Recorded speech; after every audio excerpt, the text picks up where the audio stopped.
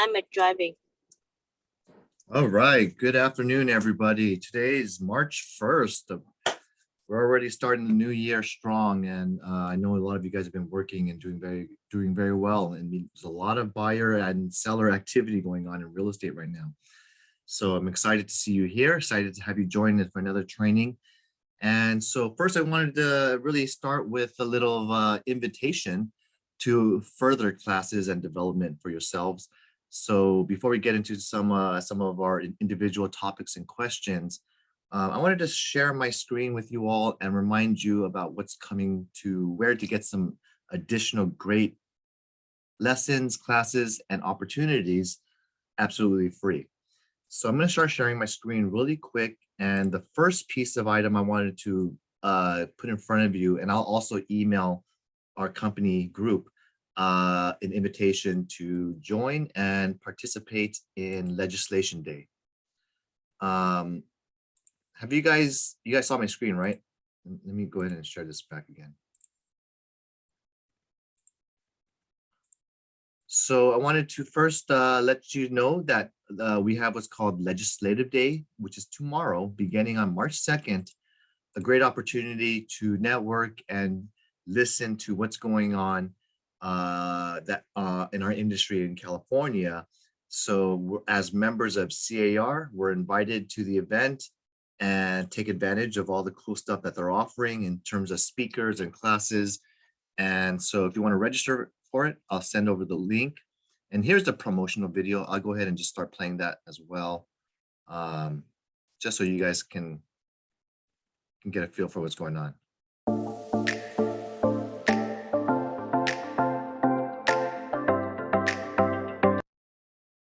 Yeah, I can't make it bigger, sorry.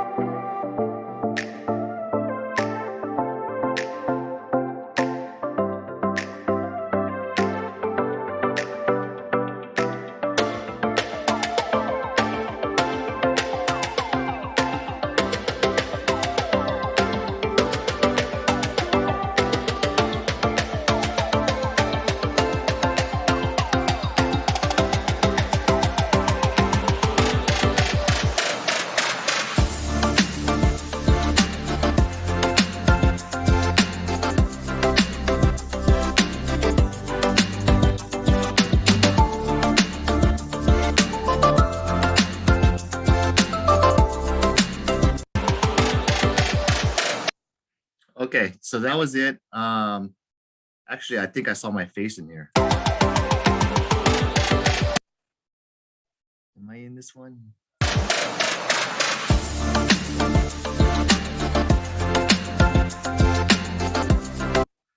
So you guys hear me okay? So what's going on right now, there is what's called Legislative Day, which is an opportunity to really just understand what is on the agenda in terms of legislation. And there's a whole bunch of different things that I want to share with you regarding what's on the horizon. But Legislative Day is also a great time to understand what type of things is our industry fighting for in terms of home ownership. So there's going to be a website. Let me show you what the meetings look like so you can kind of plan ahead and see what you could virtually attend.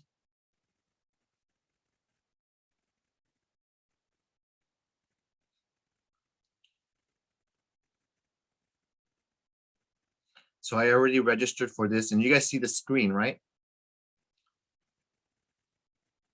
Okay, I'm assuming you do.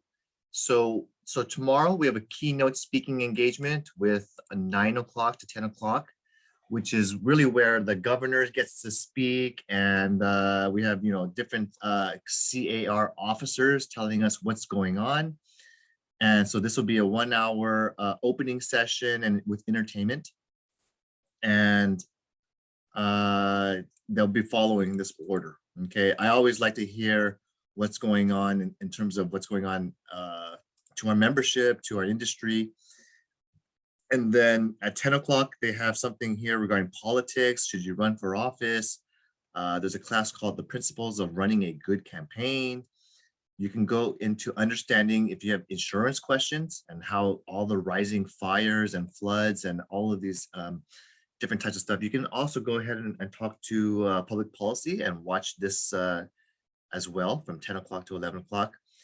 So there's a topic for you. If you want to talk about the housing shortage and the low inventory, I definitely recommend this one because Jordan Levine is a very great economist for CAR.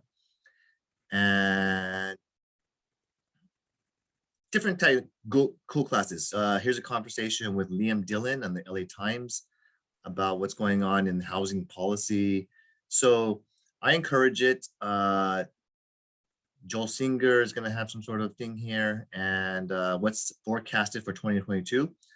I like Oscar Way, so check out his economic update. It's an hour. It's a 45-minute long Q&A. So if you have any questions, what's forecasted? How is the limited supply going to continue? Price movement. What is the buyer demand like right now? How is interest rates going to impact home values? And so just go ahead and hear it straight from one of the best and who's super, super knowledgeable. And at 3 o'clock, there's also another class with a conversation with a guy named John Seabury, who's a CEO, the new CEO of CAR. Joel Singer is retiring. So that's one of the classes. I highly encourage participating in it and at least just attending one or two of those classes if you have the time. Absolutely free. I already registered for it and I'll have it playing at the office and encourage you guys to attend as well. Any questions on that one? Okay, so I'm going to start closing up some of the other things. And also wanted to share with you the other items going on recently. So Coldwell Banker has a little thing for us to share. Let me go ahead and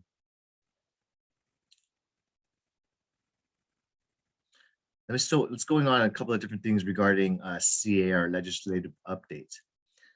So one of the things on the talking about legislation, they're talking about creating some sort of registry to register all of the landlords in California statewide, which would notify and the government will know who is a landlord, who is not. And I know LA County and various counties are trying to license and allow people to order business licenses for their cities in order to be a landlord.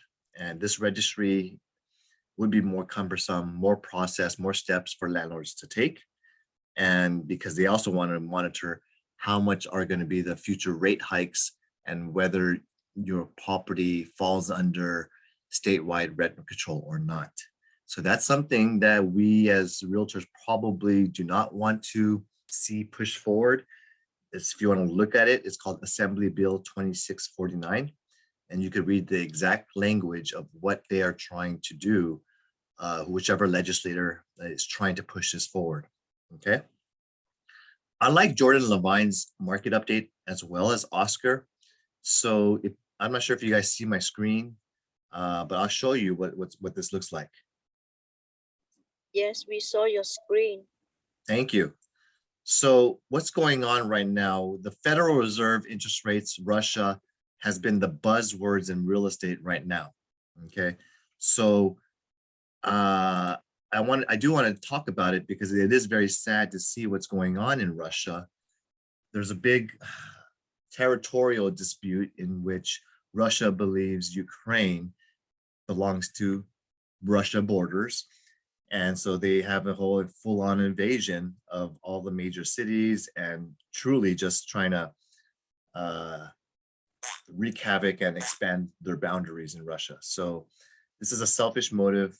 I know you're following the news and you're hearing different things. And I'm just letting you know that this type of situation, if this escalates or if the president of Ukraine gets assassinated, it will have a negative impact to the economy, even in the US.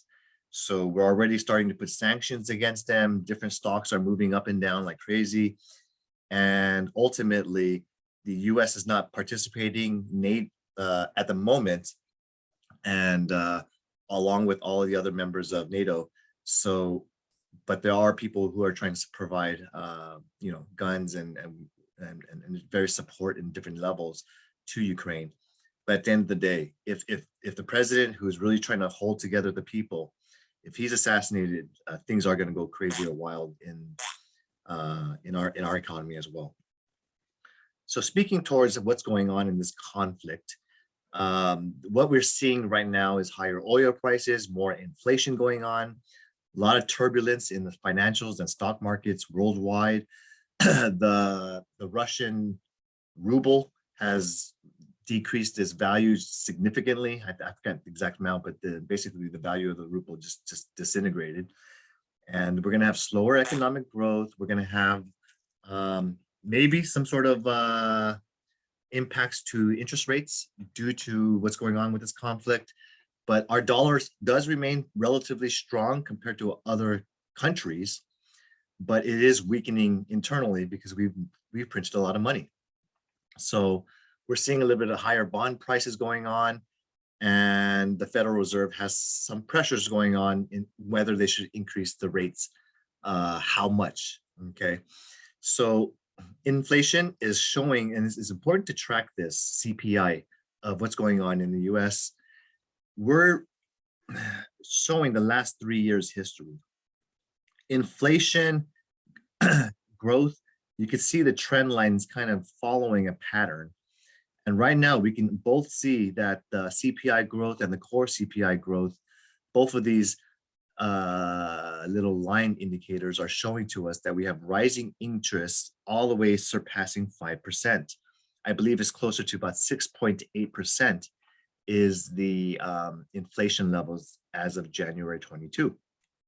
So what does this do, and how is this gonna, in terms of what is the Fed gonna do in terms of rate hikes? We're anticipating rate hikes and in Q1, Q2, Q3, Q4, where they're probably going to be doing something, maybe nothing super substantial, but maybe 0.25% to 0.5% rate hike each time. So we're looking at how is this going to impact our economy and real estate, and it will, because you're also seeing other banks of England, Japan, Canada, they're all forecasting an up arrow, which is a rise in interest rates spread throughout the calendar year of 2022, as well as 2023. Because what America does, the rest of the world will follow. So I think everyone is experiencing some sort of inflation rate hike, and we don't know the exact amount, but we're seeing some relative improvement. So when we talk about vehicles, for example, vehicles, CPI inflation of new vehicles was a very high demand, especially during the pandemic of 2021, where vehicles were costing much more than the sticker price. And so now we're seeing some of that fall off a little bit as we get more supply. So that shows some improvement in the vehicle area. In terms of inflation for other areas regarding wages and housing, This is something important to keep in mind. You see here in 2021, throughout all of these months, the blue line indicates where housing inflation has increased greater than the hourly wage of the average worker. So because of the crazy prices that we see towards real estate, especially single family homes, people's wages are not supporting the amount of housing inflation that we're experiencing. So people are paying more than their average, than their raises and their wages that they're earning. And we're seeing this slightly turn opposite finally towards the end of the calendar year, where some people are getting substantial wage hikes, or housing inflation shows about roughly 6 to 7% in these 3 months right here of November and December, and closer towards 8% in the month of January 2022 of housing inflation. So how is that impacting the key interest rates? This blue line is the 10-year Treasury line, which is one of the metrics we use to follow what is the 30-year fixed rate mortgage. And as the 10-year Treasury bond yields rise, so does the interest rates. And the lenders are kind of increased it further, anticipating that we're going to have even more rate hikes. So people right now are getting roughly 3.89% interest rates for a 30-year fixed rate mortgage right now.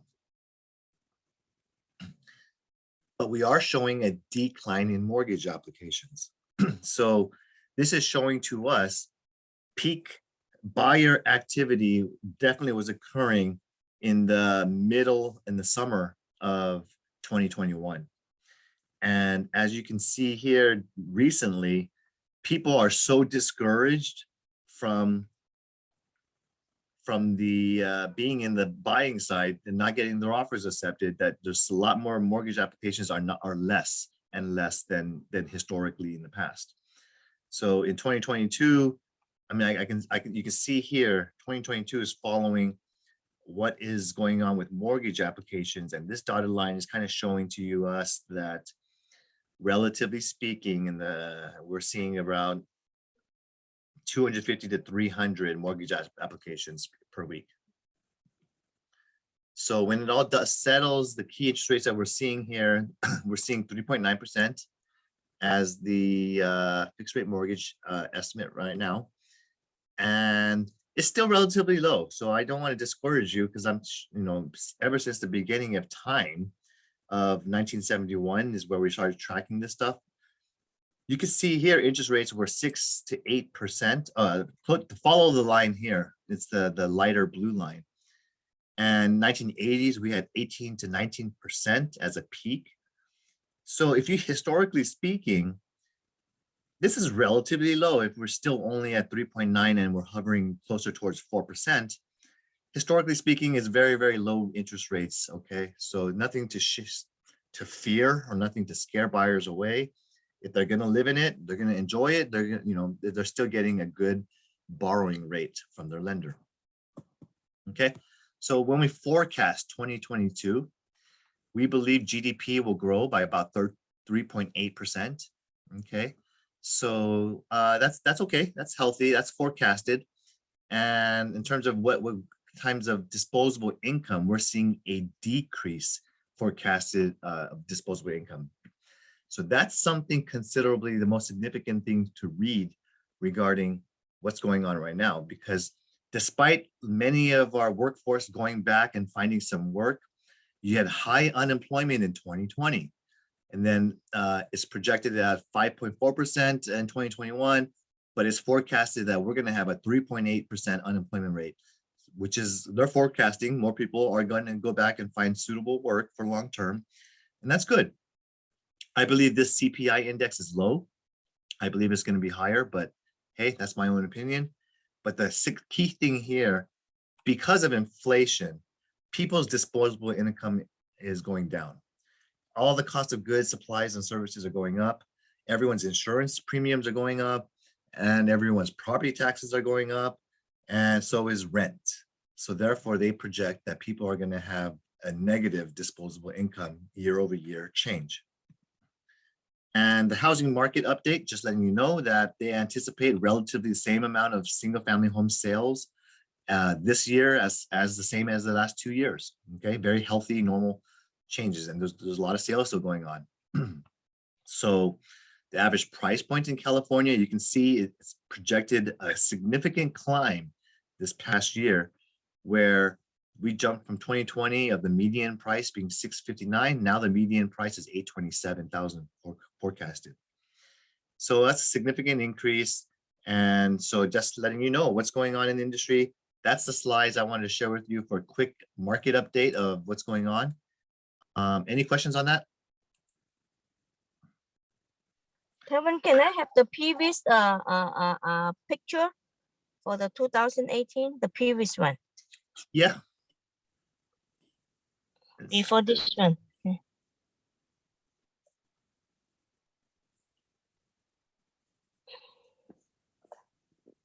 Not this one, not this one. The last one. Next. Yeah, this one. Yeah, not this, that one. Yeah, yes, this one. Thank you. Yeah. That's a forecast for here. Okay. Yeah. Okay. In 2021, this was the projections when they put a P right there. Okay. Okay. Yeah. Good. So other than that, there's a couple of different things I want to also point you towards. So we're gonna have a co-banker event coming up next month in Pomona. So I'll share that with you later and an email with everything. And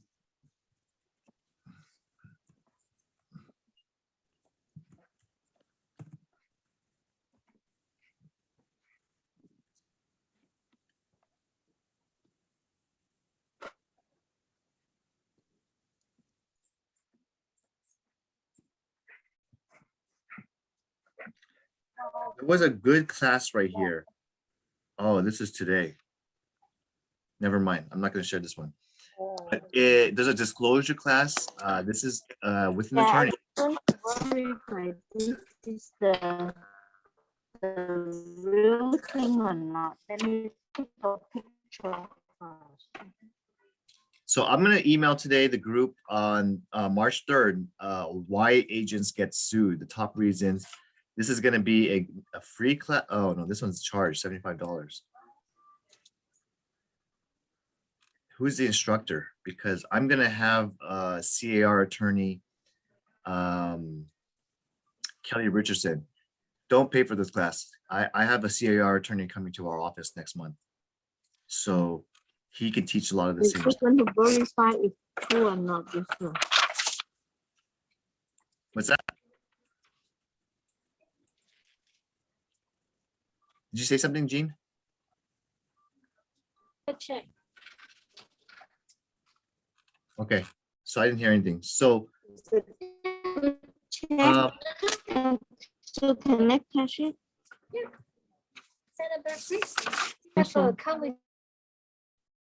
I'm gonna zoom. I need to mute you, Jean. Okay, thank you. So now, when we talk about what's going on, I know there's one of the agents wants to talk about commercial leasing. So if that's okay with you, I'll start with discussion on that. But does anyone else want to talk about anything and cover something else? Okay. If you have questions, stop me at any time. And so I haven't had too much of a discussion on my past topics regarding leasing a commercial property. But I think it's important for us to learn a little bit that since many of you guys are going to see that there's going to be a lot more vacancies in retail and office spaces. Definitely there's a high demand towards distribution facilities, warehouses, and industrial buildings, because businesses are getting larger and bigger and they need storage space. And there's a lot of logistics issues that people like Amazon and companies like, that do a lot of transport, they need more warehouse space for storage, especially as the global supply chain issues still are ongoing. Vendors are now choosing, because they have to pay high container costs at Long Beach Port, that they're choosing to just go ahead and oversupply their inventory or anticipated items that they're purchasing overseas. So they need warehouse space to store all that equipment, cars, vehicles, you name it. So people are, instead of waiting and having delays in being able to deliver a product to a customer, many major companies are just choosing to just purchase a lot more and just store it. So as we see this stuff having an impact towards the commercial arena, I anticipate that there will be a lot more online sales going on, a lot more direct to consumer type of companies and retail going on.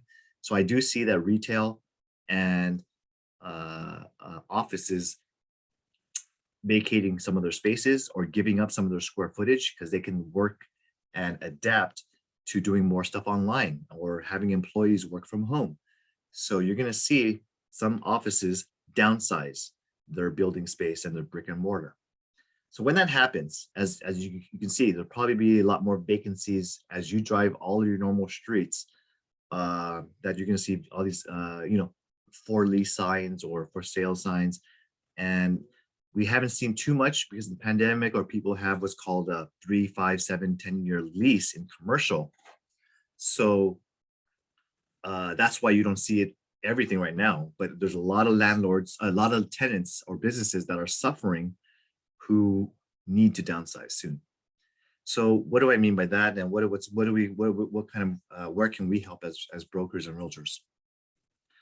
Well, a lot of our people are still looking to start a new business or find additional space for their business or have a satellite branch, and or there's a lot of different startups out there.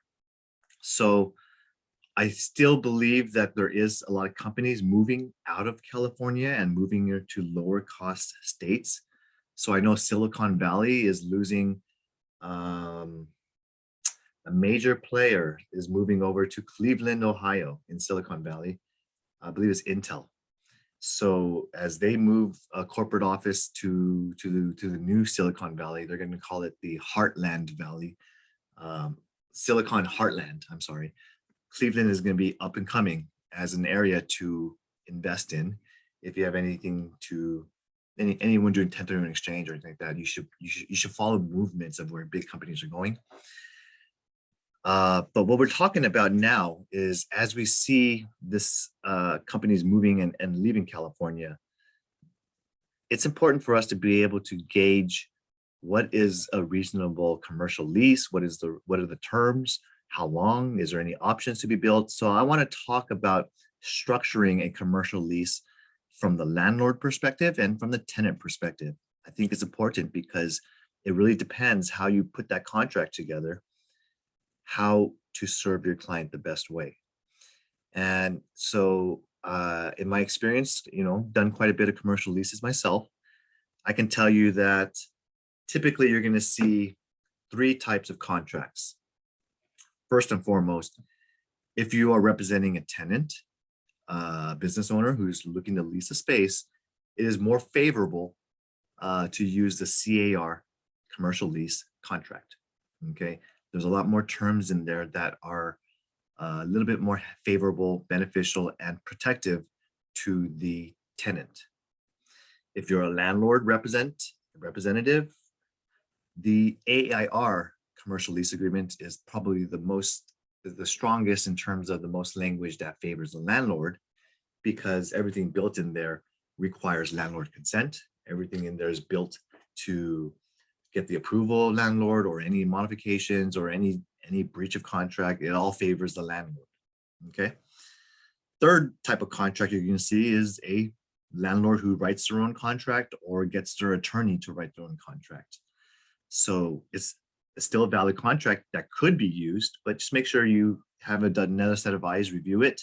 And if a landlord writes that contract up, you should advise the tenant to hire their own legal attorney to review that contract, because whenever it's a self-written or attorney-written one, I can tell you there's always a lot of stuff that's going to favor that client, whoever hired it. Now, speaking towards businesses, speaking towards what are we doing with commercial real estate? How can I increase my productivity as an agent? How can I break into this business? How can I help others?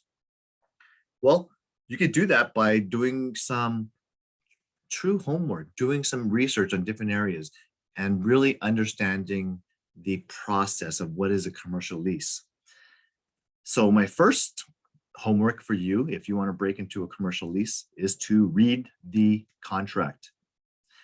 It's so important to understand why a term, and always ask yourself when you're reading each clause in each paragraph, why is this here?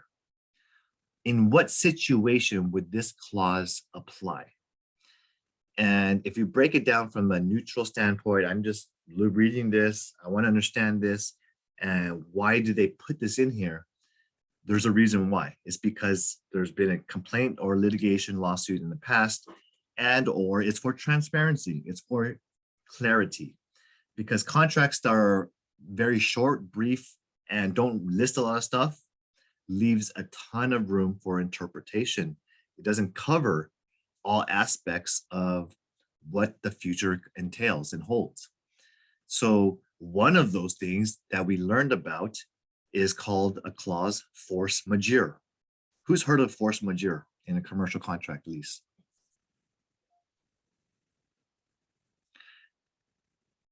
Remember the pandemic?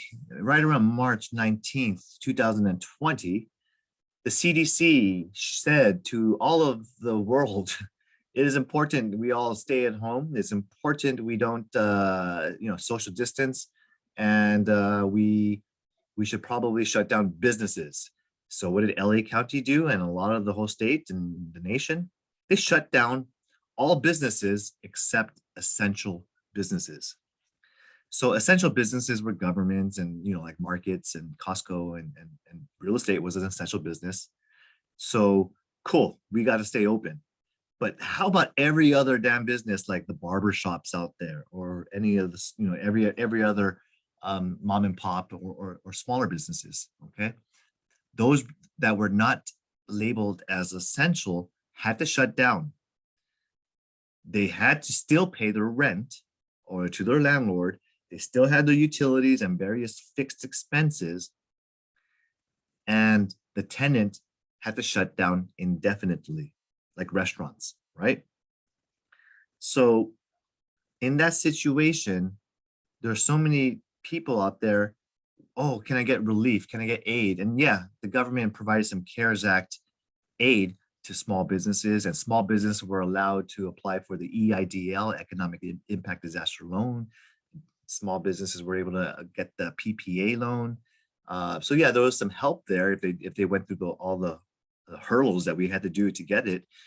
And for those that survived, for those that didn't survive, or that really struggled or didn't know how the process was, or they got their approved, they got denied for whatever reason, or didn't provide sufficient evidence, they might have to resort to looking at their commercial contract.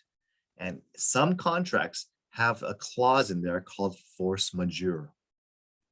Force majeure says, in the event of a global or a pandemic or a disaster, both parties mutually agree that rent could be, paused or until the circumstances get better, or a pandemic could have qualified for force majeure. At least the shutdown did. So without that clause in there, many people were forced to continue paying their rent even though their business was closed. It's just, it's the way it is. So structuring your deals out, I know there's a lot of people out there who can rely and use a great commercial broker to represent them in the buy or sale or in the leasing of a property, because hopefully they used a good contract. That's one of the first things you need to know. Secondly, is a contract doesn't cover everything. See, it has the most of the primary terms that you should have, but think about this. Every business is unique. Every business has their own system, their own type of processes, hiring, who's going to be stepping his foot into the door. It might not even be people. It might be a business for pets, for example. So in those situations where you have a unique business, or you have a situation that needs accommodations being made, you definitely need to outline specifics in an addendum or negotiate other areas that are unique or specific to what the client's needs are. So I gave this example in the past, but my commercial lease that I conducted for a doctor, he is an ophthalmologist. And I helped him review the lease, and this client actually, okay, this is a situation when it did happen. He signed up and negotiated and did a lease in Alhambra for a medical building, which was accommodating to his business. He got the permits, he got the space, he got everything great. Now, his ophthalmology business required a specific type of X-ray system so that he could look into people's eyes and do surgery. And guess what? The building capacity of the electrical didn't accommodate for that. It was a standard voltage, and he needed a higher voltage equipment. When you look at the commercial lease and read it, it says landlord is responsible for the standard electrical building. Yes, that's true. However, the tenant failed to specify that he needs a certain capacity of electrical need for his surgery machinery. And so guess what happened? The tenant paid for the building upgrade themselves because it was not discussed up front, correct? And there's no one to blame. And in this situation, the doctor had to go ahead and pay the additional cost for upgrading the building. That is something that he doesn't get to keep. When he leaves that space, that electrical remains on the property. Okay, so that's just one example. Now I had another example where a client wanted to lease a space and run, they wanted to run a business with daycare. Okay, and they go, oh, cool, we found a great space, it's large enough, it fits our needs, and this and that. And the zoning allowed for daycare, but they didn't specify that it was daycare for special needs children. And in this situation, there was another the special needs children, they tend to need other type of, they have other parking requirements. They had other things that are important to their business, whereas they had to have certain upgraded towards safety items and making sure all the electrical is non-tamper proof. Yes, self-closing latches everywhere. And so the tenant had to pay for all the upgrades that they needed because it wasn't discussed up front. Stuff like this always happens. So that is why it's very important to understand your clients, their business, their needs, and ask questions, not verbally, writtenly. Are there any special needs you need? So that way, when they find out that they have a need, you've already gave them the opportunity to ask for it, but they failed to tell it or disclose it or think about it until it came up. So you always want to have these kind of things in writing, because people who are running a business or entrepreneurs or landlords, they all know attorneys. And so if you fail to do something, you fail to do duty, they won't hesitate to try to chase money from whoever they can get it from when there was a lack of evidence or lack of failure of the agent to ask that question, any special requests or needs. Okay. So structuring a lease contract, I'm going to go ahead and pull one up real quick.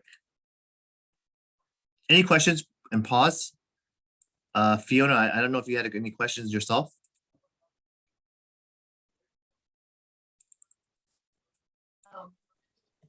I have another question regarding the purchase agreement.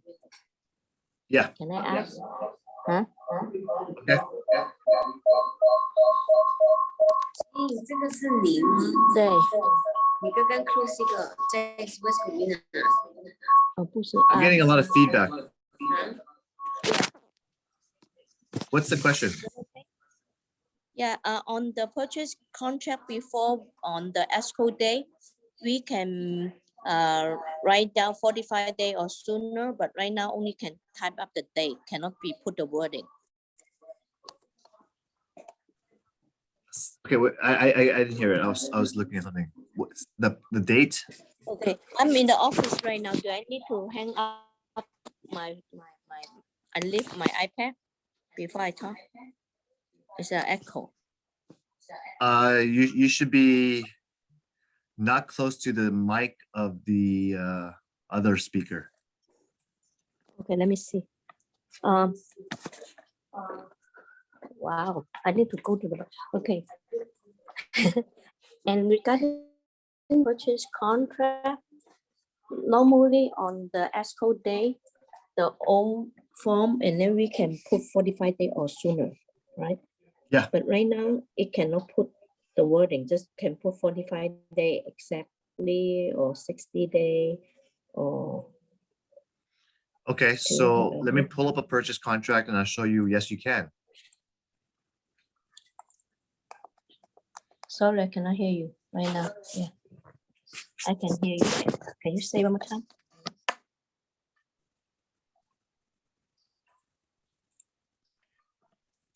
Kevin, what is your last Okay, you can hear me, right? sentence? Okay, so Yeah. this is the contract, and she's asking, where can I write close of escrow to be 45 days or less? Or Okay. sooner. Or sooner. Mhm. Okay. So you guys see my screen right now, right? It says this is a purchase Yes. contract, right?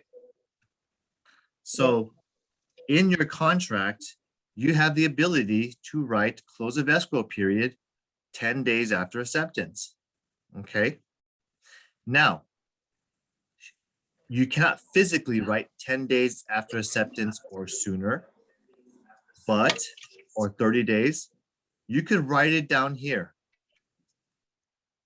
It's called other terms.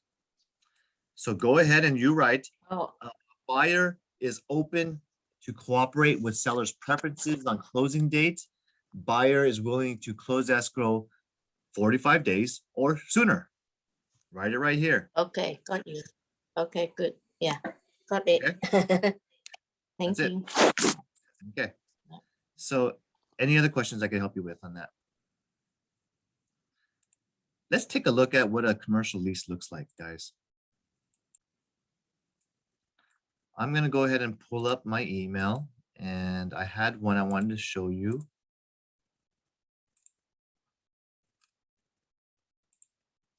Okay, so here's a commercial lease that I completed.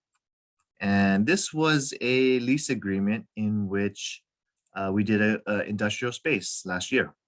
Okay, so this is a CAR lease agreement. Okay, and it's important to understand all of the terms when you're structuring out a deal. Okay, so first of all, there's a term. We have a March 1st to a 3-year lease. Okay, so this is where you get to specify the expiration of the lease and or whether or not there's any renewal or extension terms. Typically, if you're going to build a renewal, you would attach an addendum expressing the type of renewal that you want to propose, or what type of pricing or what type of options you're going to have. There's a base rent. For this transaction, we did it just a base rent. But technically speaking, you can have a adjusted rent where the first year is 5,000, the second year is 6,000, third year 7,000 per month. So you can create your own schedule in which sometimes you can have a attached rent schedule as well. I can put up the next 36 months as a 3-year lease. Here's the lease. This is the rent. And for example, maybe this tenant negotiated 3 months of rent-free period. I would put it and spread it across the 36 months and give it like the 13th month, the 25th month, and the 37th month to be rent-free. So if you're negotiating stuff like that, that could be done on a schedule. So go ahead and put the schedule together. You choose your option of how the rent should be paid and or whether or not there's anything in addition to the base rent. So you would check the box other and say, oh, tenant to also pay and contribute $40 a month towards the landscaping or towards the water bill, because maybe the water bill is paid by the owner because it's a multi-tenant building. So there's a lot of different circumstances because you know how I told you every business and every tenant needs are unique? That's the same thing for the landlord. Every building has their own unique situations too. So you got to ask, if you're representing a landlord, what's special to your building? Because sometimes they have multiple tenants. When you have a standalone building that has its own parking and has its own exclusive areas, it's much easier to work with. But when you have multiple tenants, there could be certain business hours that are restricted. They could actually have some say into how much parking you're granted or not permitted to use. They can dedicate signage or no signage for your space, and or some people might not even get a bathroom. Okay, so everything is all dependent upon the situation of each building. Some have been upgraded to code. Some buildings are really poorly managed or updated, and the landlord wants the tenant to maintain everything. So that could be very problematic when you have an old building, not upgraded electrical, not upgraded roof, and or there's a water leak because of this and this and that, and the tenant's gonna have to pay for all this stuff if it falls under their time. So it's important to do inspections, investigations, and make sure everything's in compliance, or have a discussion or negotiate up front how to treat major damages. Okay. Now, there is rent that the landlord will collect, and it's due on a certain amount. There's a security deposit that could be withheld, and you can check off any boxes. But again, just like in rentals, security deposit shall not be used by the tenant in lieu of the last month's rent. Security deposit remains only used for security. Okay. Now, what we structured was a 5,000 per month rent, and we gave us 10,000 security. So in this situation, it was relatively straightforward, a standalone building. But when you have multiple tenants coming on, and especially when you have it's based, one of the first thing I got to say, when you do a commercial lease, I don't care what side you're representing in, don't ever promise you are leasing $5,000 for a 3,600 square foot space. A lot of commercial buildings do not have accurate building measurements. There could have been modifications. There could be, they could be measuring it from the outside wall instead of the inside of the wall. And you don't want to ever use it by the space. You want to, so people who ever say, you know, you're getting this price per square foot, that's only a reference. The rent should not be based price per square foot. It's only a reference. I say you're leasing 5118 Calmview Avenue. That's what you're leasing, the address, this building, not the square footage of X amount that says on county records. Okay, so that's one important thing I want to clarify whenever you're doing commercial lease. Now, the second thing you want to do is you want to talk about is here's clearly labeled various deposits and whatnot, the rents. And this particular situation had lots of different parkings. This tenant only gets 1 unreserved and 4 reserved parking spaces. So I clearly outlined it as part of the rent. And technically speaking, some places can charge extra for parking if you wanted, if that's how they want to set up their plaza. Okay. So storage is only allowed within the premises and covered patio area. I have seen so many tenants where they lease a space and store stuff outside, and it looks really ugly to the rest of the neighbors. Okay. So if you don't want that nuisance, you specify detailed exactly where storage is allowed. Then you have late charges, conditions. So here it is important that the tenant needs to walk through with their own inspector or with their own trusted person who can let them know if there's any areas that is not operable, not working, like the common thing is the HVAC system, I like to specify and have them make sure that they got it working in good working operable condition and get some sort of report that it was recently conducted a annual HVAC maintenance, and then that way the tenant shall be responsible for all future payments or maintenance of the HVAC system. So that's the area where you get to talk about differences, okay? And the land use. Tenant has to make sure that they are subject to all local, state, federal laws and ordinances. They are working in with the proper zoning and land use. It's a tenant responsibility to make sure they check with the city and get the proper licensing. Okay. And when you're looking at this, this is the type of business usage. This is important to describe the type of businesses, because if you leave this blank, you're allowing the tenant to run whatever business that's blank, that falls in this category, and that could be dangerous to a landlord if they all of a sudden create this and transition this to an Airbnb, or they lease this out to not just a furniture business, and then all of a sudden they start working on machinery and cars, which has a lot of liability because there's heavy equipment, or there could be construction stuff going on, or there could be more dangerous liability than just a furniture business, for example. Does that make sense? Anytime I'm representing a landlord, I ask the landlord, please write down any special rules or regulations you wish to have on the contract.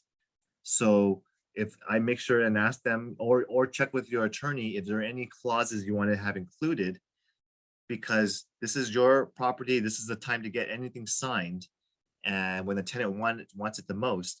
So if you want to have any special rules or regulations or restrictions to the usage of the property, like no growing cannabis on my warehouse space, guess what? Better put it in now. Okay. By default, tenant is responsible to professionally maintain heating, air conditioning, electrical, plumbing, and water systems. So that's by default. The tenant has a very strong duty to make sure they're satisfied with the condition of the current condition of the heating, air conditioning, electrical, plumbing, and water. So it does not hurt to send an inspector or a plumber, electrical. Why not pay the extra $100, $200 fee?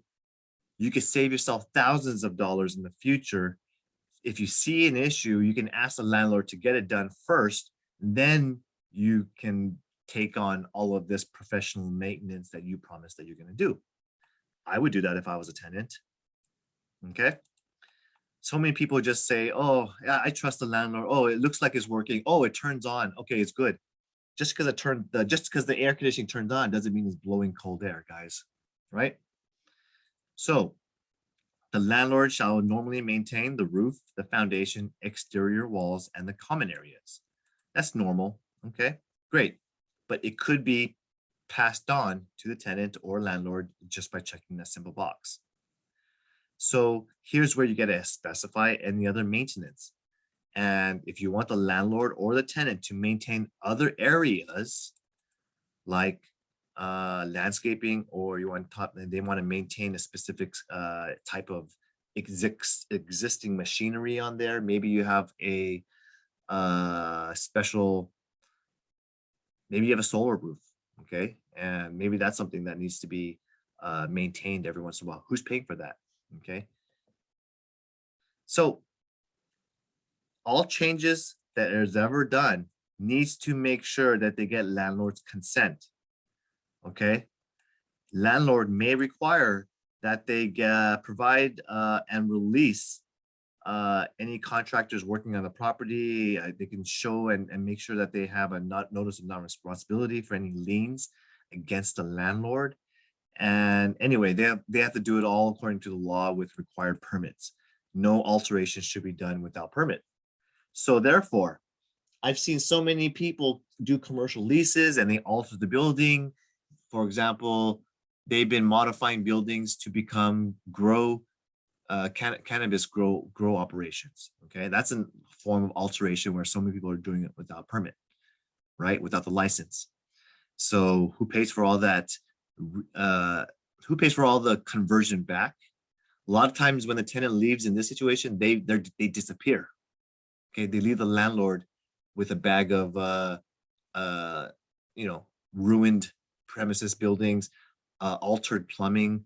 It's messy, and who knows if they dumped all the chemicals and all the stuff in the soil, damaging and harming the environment.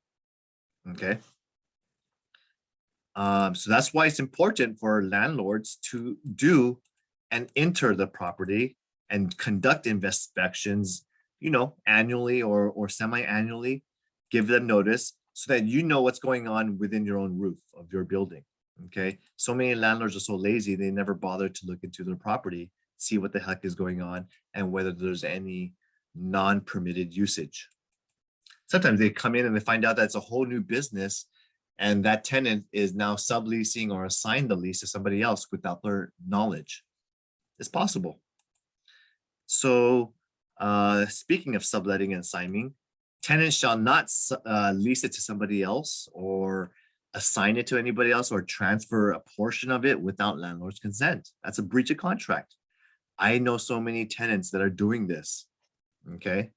For example, you might even see a standalone building where a tenant is running their own normal business, and then they sublet their parking lot to the fireworks stands, to the pumpkin patch, to the Christmas tree, and sometimes they're getting all of these extra income from renting out the space without landlord's consent. Okay, you see that often where people seasonally put up extra businesses or extra assignment. And maybe, for example, the Rams game during the Super Bowl. Do you guys know how much parking costs for parking near Inglewood, near SoFi Stadium? One of my agents went to the game and they had to pay $1,200 for parking for like 5 or 6 hours just to watch the Super Bowl. $1,200 just for parking. And so that is a type of sublease. You're temporarily selling or leasing a parking space for 6 hours. And that technically would require landlord consent. Okay. So anyway, I'm just letting you know stuff like this happens. And so possession is important understanding. Okay. If the landlord cannot deliver possession free and clear and broom clean within 60 days after the commencement date, the tenant can just terminate the contract and all rents should be refunded. Sometimes this happens when the landlord says, I'll fix this or I'll fix that, or I'll make sure this violation is cleared with the city. And sometimes they just, drop the ball, forget. So that's a way a tenant can back out. Guess what? This clause is not in the AAR contract. Okay. So you can see stuff, there's some differences if you read one contract versus the other. Tenant has to bring the property back to and surrender it back to the landlord empty and the same substantial condition back to the landlord, broom clean, and with ordinary wear and tear. Okay. If the tenant installed or made any improvements, they all become the property of the landlord unless the landlord approves or allows them to explicitly take it out. Okay. So there's different examples of that. So for example, a tenant might say, I want to install our windows. I want to make them all shaded and add a bunch of security cameras. And I want to tint all the windows. Okay. So the tenant can't just take all the security devices. They can't just take all of the, maybe they did custom blinds or very nice window drapes. Okay, that becomes the owner's property unless the landlord or tenant come to an agreement how to treat such improvements. Okay, but landlord, I spent $5,000 on the security system. Well, that's now becomes the property of the landlord unless you have something in writing that says you can take it back. So there's different things that could be interpreted in different ways. So if you're going to have situations like that, have a discussion, have it in writing in detail. Okay. Tenants got to be responsible for their own insurance and have some sort of liability insurance in place for trips and falls and casualties and various stuff like that. Damages, sometimes there's damages that are going on. Hey, what happens when a fire? We've had earthquakes. We've had so many things where a car runs into the building because someone was drunk driving. Okay. So typically, these acts of natural causes or accidents or this and that, that's a landlord responsibility. Landlord can get their own property insurance to fix stuff of natural disasters. Okay. But at the same time, the tenant's belongings are not covered. Those are only going to cover by the tenant's insurance. Now, it's important whenever you're taking a property to fill out a tenant estoppel certificate, because it's important to confirm what is the expiration date, what is the rent, what is the security, and what is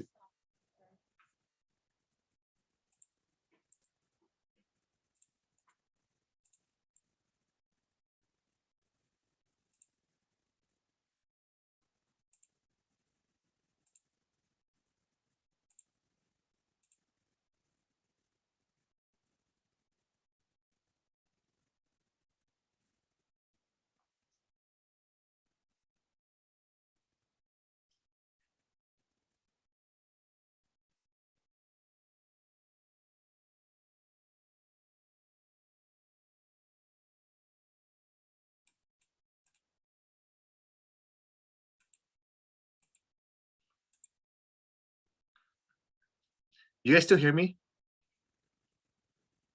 Someone told me that they couldn't hear me. Can you hear me right now?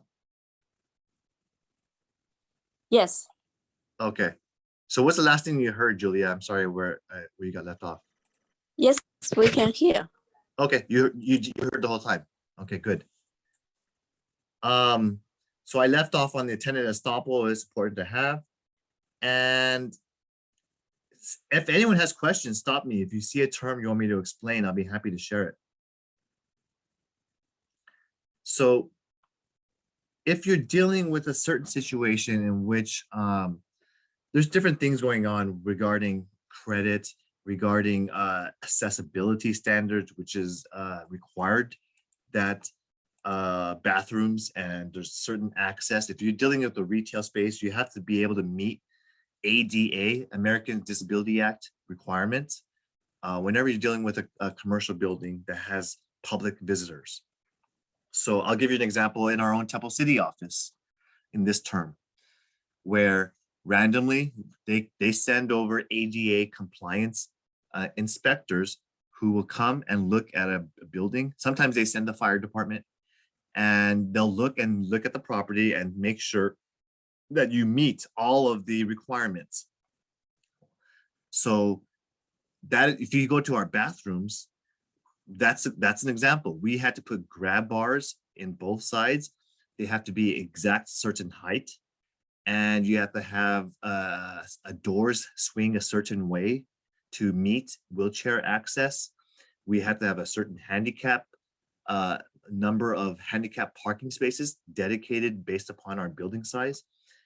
And we have to have everywhere where there's a stairway or a ramp, we have to add more grab bars for occasional slips and falls or for easier movement. And there's a whole bunch of other standards that need to be met. So every time I do a lease, most people don't ever have an official report conducted of inspection. So you have to tell the tenant that it is your responsibility as a business owner to make sure you meet the needs of your business and the property meets those needs as well. Okay, so that's another type of detail. And then you have any dispute mediation. This is normal, how you do stuff like this. And here's where I am adding my addendum. I was able to fit it all into this area called other terms, which is where you get to write and become creative, but don't become too creative unless you know what you're doing. So landlord in this situation wants access to a storage container. So several times per month, they will give a notice to the tenant, and tenant shall make sure it's not blocked by a car or parking. So that's one detail that the landlord wanted me to put. They also wanted to make sure that the tenant wanted me to put that the rent includes, see, remember how I told you about square footage? Okay, in this property I was dealing with, there's a rear covered patio, and that's not part of the square footage of the living area, building square footage area. But the rear covered patio definitely has nice usage, and the tenant wanted to make sure that they had expressed right to use the covered patio, which is not part of the square footage. So therefore, you explicitly write a detail out like this, okay? And in this situation, landlord delivers everything in good working condition. And then in my instance, I told the landlord, for your benefit, go ahead and get a electrical, a plumbing, and an HVAC system updated maintenance, repair, and inspection, because we want to provide that report to the tenant and let them know that now they are fully responsible for any all future maintenance and routine service and ordinary wear and tear. I also said all utilities, including trash services and internet, is the responsibility of the tenant to maintain. And in this, because they never spoke about trash disposal in the, if you read this lease contract, it doesn't say anything about trash, okay? So how many of you guys have been putting your contracts together in leases, talking about who pays for all that stuff? Who pays for the surveillance system or the alarms, or what happens if the fire department comes out because someone accidentally pushed that fire alarm escape button, and when the fire department comes out to your building, they charge you or back then they charge you a $500 bill. I don't know what it is now, but if you accidentally trip an alarm, someone's paying for that. Okay. Now, if tenant reserves the right to sublease a portion of the premises, which this tenant, I built that ability with 14-day proper notice and approval of the type of business. So blah, blah, blah, blah. I also built the term in for the tenant to renew the lease, additional 3 years, with a 3% increase in the rental rate. So I built that in for both parties to have, and the tenant must notify a renewal option within 60 days prior to termination. Otherwise, that option expires. Okay. Any questions on that part? So that's pretty much it on the how you read a commercial lease agreement. And so any questions I can help you with?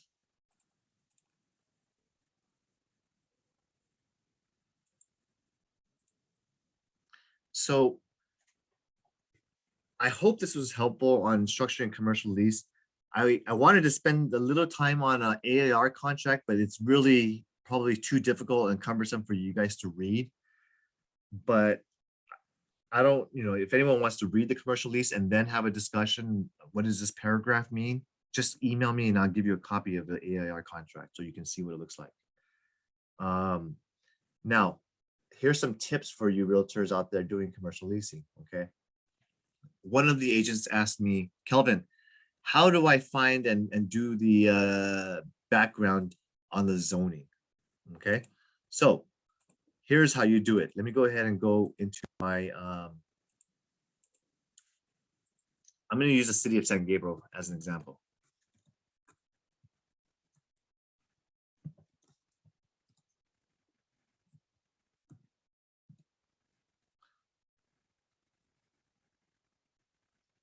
Every property that you're going to be intending to lease will have an address.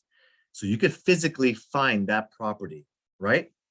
So now, if you know the address, you can then find out what kind of standards are met and needed by this. Each city will have their own, or city or county jurisdiction will have their own form of zoning map general plan, a specific plan, and commercial zonage standards.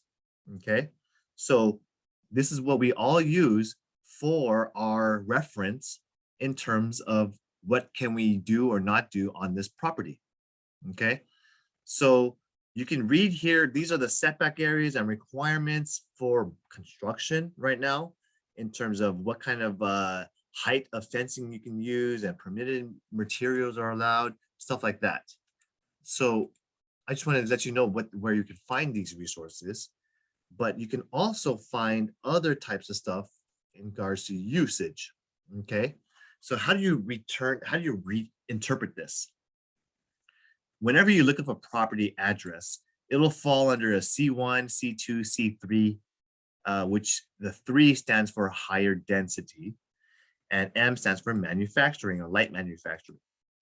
And when you go into this, if you see a C here, that's a conditional use permit. If you see a P here, it's permitted. So it's nice to always follow a chart, because everything that uses alcoholic beverages, you need a conditional use permit granted by the city.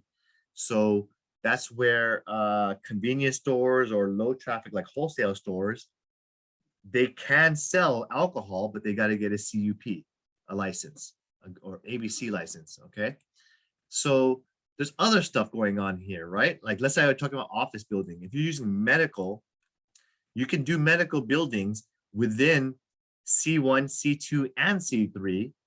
But if you're using a veterinarian office, you need to get a conditional permit approved. But you could do it in a C3 zone. Yes, veterinarian. So it really, they specify the exact type of business. It should follow under one of these categories.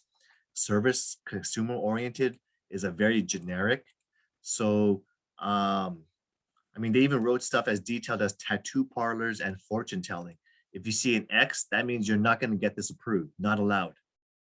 Okay. So everything that you should find will fall under C1 to C3, M1. Go ahead and read through these, but Fiona had a question regarding a dance studio. Okay. And so one of my first questions was going to be like, dance studio. Okay, great. Is that going to be a nightclub where they'll be opening up at night and having alcohol? And her answer is going to be no. It's more like a regular classes, teaching dancing and whatnot, right? So this wouldn't fall under the entertainment or restaurant bar category. Her situation would fall under more like lessons and classes and studio. So I'm looking this up for her right now and saying that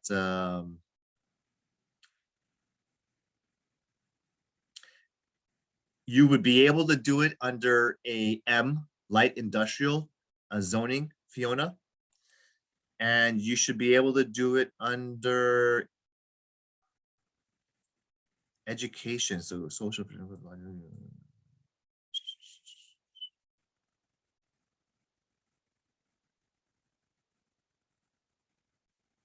Well, San Gabriel even has a cannabis usage zone. And notice they're all not permitted right here. Okay.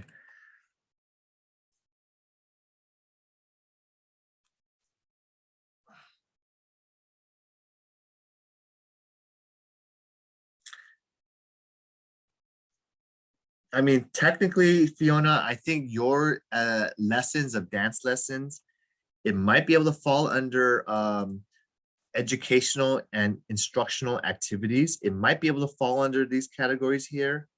I'm not 100% certain. I think you got to talk to the city. That's why it's important to call them and verify. But I also consider it recreational as well. So to me, I think it could fall under this residential recreational activity as well. So you got to check with them on if that's the proper area you got to search. And then lastly, not only can you double check the usage of the spaces, don't forget to check the exact zoning map. So for example, San Gabriel, we have an area called Valley Boulevard, and there's a lot of different hotels and stuff going on Valley Boulevard right here, right? So you can see here, so much of this is mixed use. mixed use with transit-oriented development, mixed use with corridor.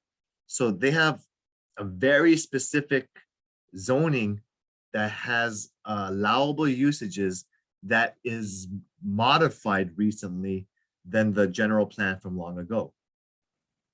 Okay, so you can see here, they really want density, mixed use, plazas, hotels. They all want that all in this section of Valley Boulevard from San Gabriel to Del Mar, all the way down to here. That's probably New Avenue. So just you can do all your research and you can look all this up. I like to go through the specific plans as well, because they're very detailed and usually they're very color coded, so it's easier to find and access, but they're also very, very tiny to find. So it takes a long time to download this. Any questions while I'm waiting?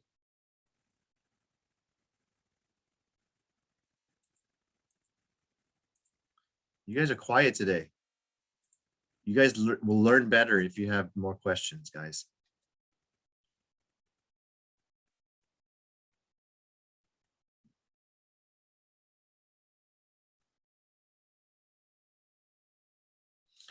Okay, so as it pulls up, I'm just going to show you the specific plan briefly, but I reference this anytime I'm dealing with a commercial client, how to, maybe draw, because maybe they go, I want to be in San Gabriel Valley. I need it for my purposes. I want to have dance and education lessons, or I want to have this and this type of business, or I want to create a boba shop. Knowing what type of business and what kind of questions and what kind of parking needs they need, signage, do they need traffic, or do they just want to have a space to have an address? People have different types of needs. So this document has all of the things that were fought for in terms of specific areas in San Gabriel where they wanted to adopt a sustainability plan for the future well-being of the community, the neighborhood, and values. So this is where I get to share all of these detailed maps that they have with the client so they can do their own homework. And if I know that I need to be in the yellow zone because that's where my business falls under, which is residential neighborhood conservation, they want to keep everything in yellow, residential only. They will not grant any businesses type of stuff here. But once you reach some pink areas, you can do mixed use. You can do commercial or multifamily in these corridors here. So they're allowing some flexibility for specific addresses when they're on a major street. Okay. And then in the pink areas, you can see here, this is a commercial center, and you can do all full on C1, C2, C3 type of stuff here. Okay. And then the purple areas requires high rated transit. They need mixed use, and they need to be able to have public transportation stopping here at these metro areas. So you can read about this, you can understand more further. You don't have to know all this stuff. You just got to point the client in the right direction. That's my whole point. Okay, this is how you do some due diligence on your listing or how to help add value to your client. Point them the right direction. Don't need to interpret everything for them. Let them do their due diligence. Just show them their path. Okay. So I hope you guys learned a lot about commercial leasing, about usage of a property, how to really break into this industry. But the first thing is to understand your city, understand where you're working, understand what is the difference between C1 and C2, C3, so that way you can understand and really get that experience level higher and have a better dialogue when you're talking to these customers. Okay. Any questions before we conclude today? I really thank you for sticking all the way to the very end and making it through all of my dialogue on a commercial lease. I hope it was helpful to your understanding. I mean, I wish I can teach you more, but I need you to ask questions if you want to learn more. Any questions before we end?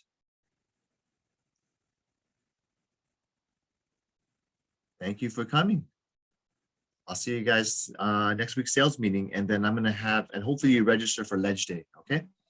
I'll see you So guys. far, no, thank you.